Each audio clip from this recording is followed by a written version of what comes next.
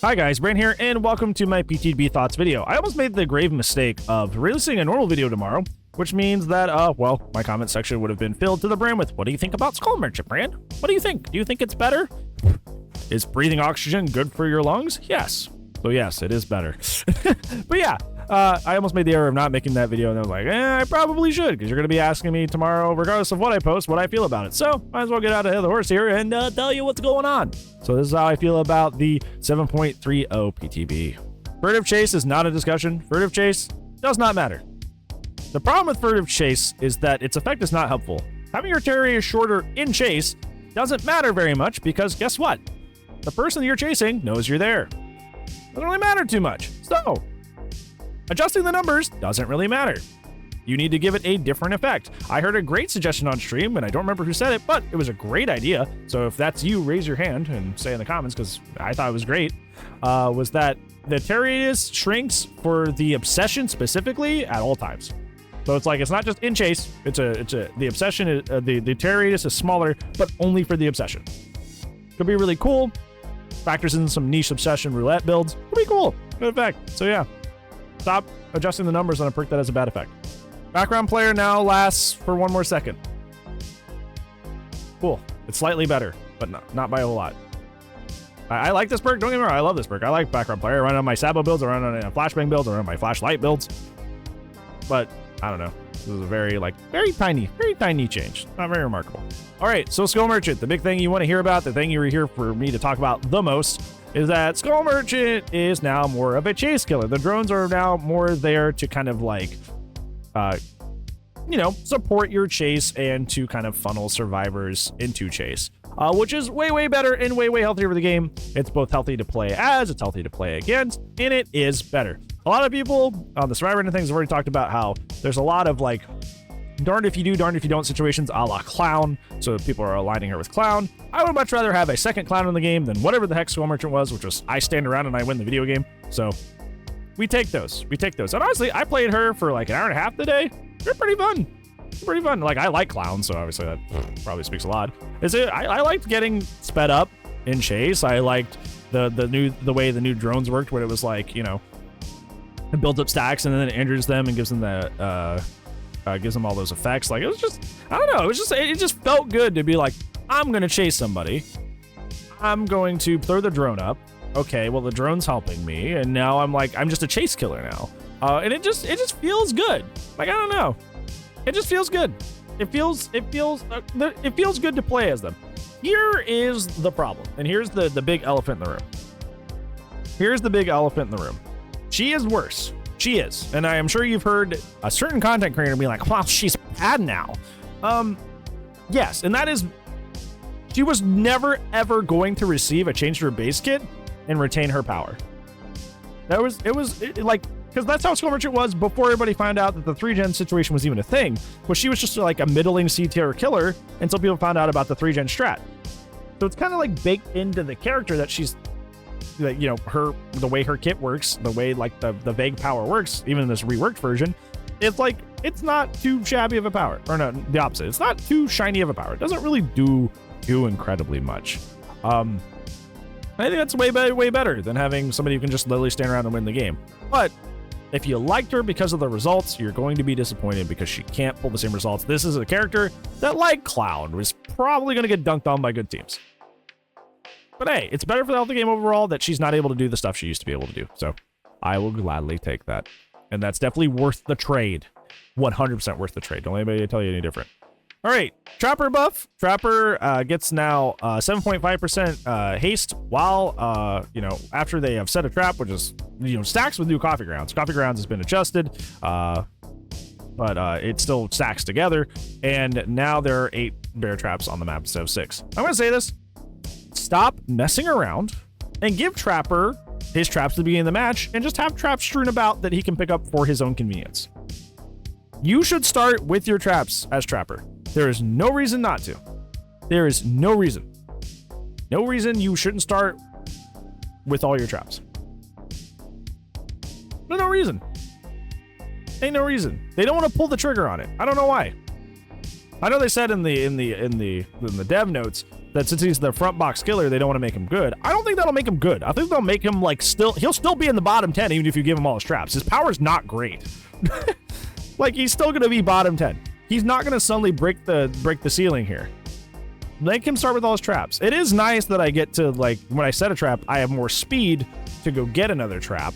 But, like, I'm still end up walking, like, in some cases across the map to get my power back. And that's just bad. Very bad.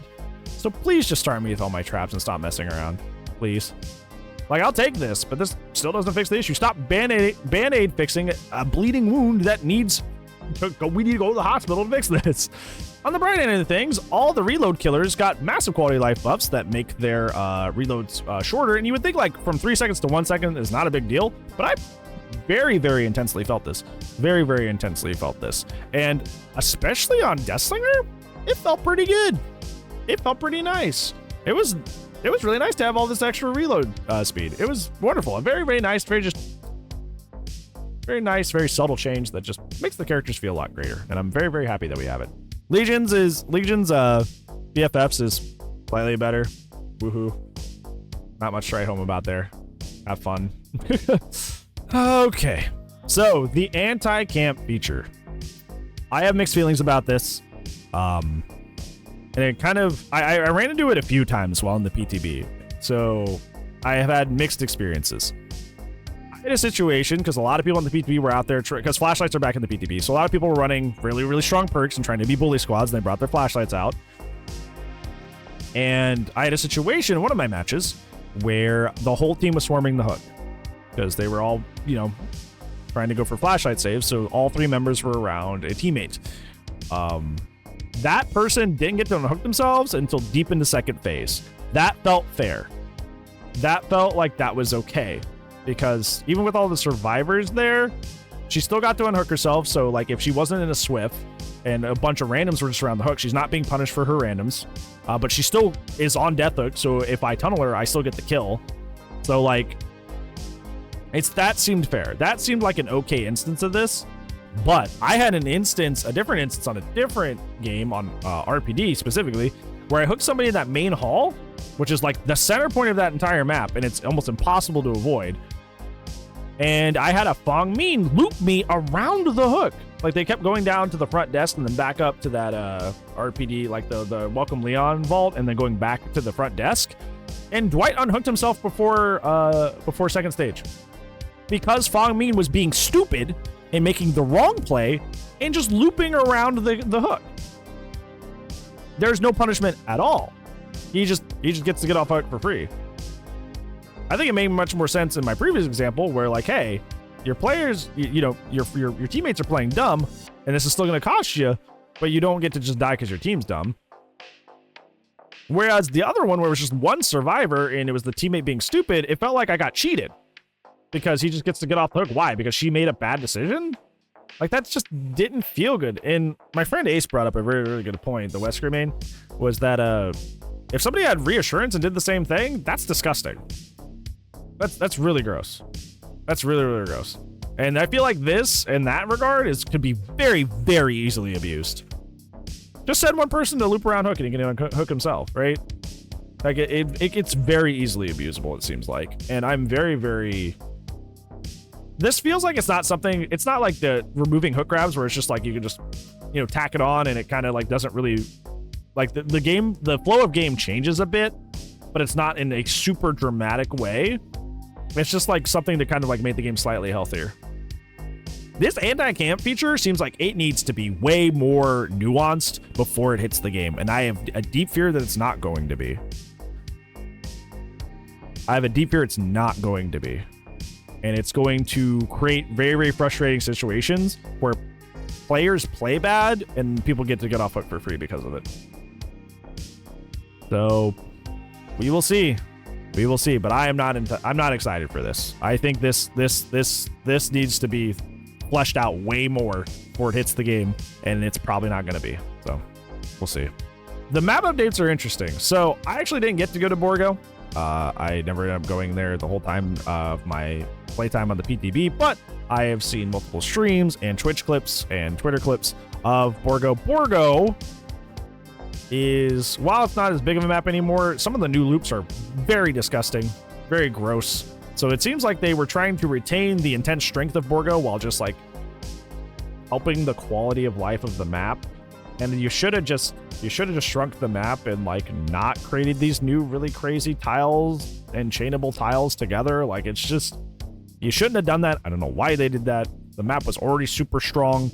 And if we've learned anything from Eerie of Crows, like, just because a map's super big and long and you shrink it does not mean it's going to lose a great deal of its strength, because Eerie is still a very, very good survivor-sided map, despite it being formally even better. So I don't know why they went that route. I hope they don't go through with that, but they probably will. So, whew. The McMillan Estate update is very interesting. Adding the variations, it almost gave me like a happy feeling, because like it was like seeing classic DBD aesthetics of like the Macmillan, but like through a whole new lens. Like I went to Suffo Pit, and Suffo Pit wasn't an eye-shaped map. It was just like a big old rectangle, and I was like, whoa, that's really weird. But I was like kind of into it, because I'm like, this is new, this is different. And I kind of liked that. The only thing I don't like is that there's invisible walls everywhere for like no reason.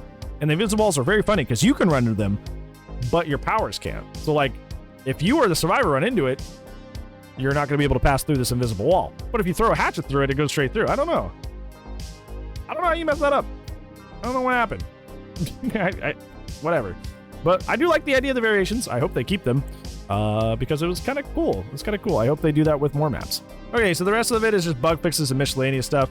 TLDR, the skull merchant change is healthy for the game. I'm glad it's here. It doesn't really matter that she's weaker. If you're gonna bitch about it, stop. Just stop. I don't care. And nobody should care either. And everything else is mostly good. The anti-camp mechanic is it's a little too fresh. Seems a little wet behind the ears and kind of seems to need that extra umph and that extra detail to make sure that it's not abusable, but I feel like they're not going to do that. They're just going to drop it and we're just going to have to suffer. So get prepared for that. But other than that, mostly a good update. And I'm pretty excited for it. So yeah, what do you think of the PTB? Let me know down in the comments below. This will be it for today's video, friends. But I do upload daily, so I will see you tomorrow. But if I do not, I will see you when I see you. Goodbye.